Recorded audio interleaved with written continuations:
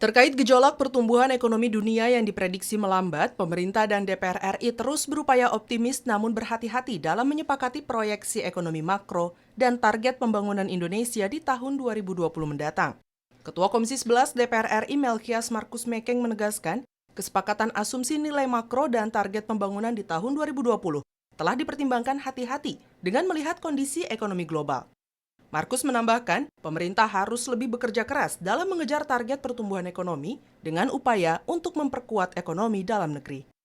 Pemerintah didorong mampu menekan impor dan tidak hanya mengandalkan pertumbuhan ekonomi dari sisi konsumsi.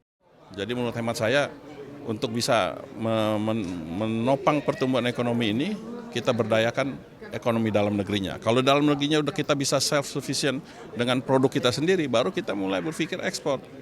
Nah ini menurut hemat saya, politiknya yang harus lebih diarahkan ke situ, politik ekonominya.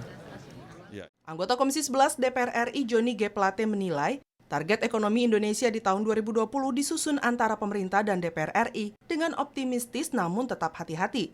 Joni menilai, faktor ekonomi global akan punya dampak ke dalam negeri. Oleh karena itu, pemerintah harus terus mewaspadainya. Ini optimistik, ya. Namun tentu harus berhati-hati. Ya, kenapa dia optimistik dan harus berhati-hati? Karena memang potensi slowing down ekonomi dunia itu real.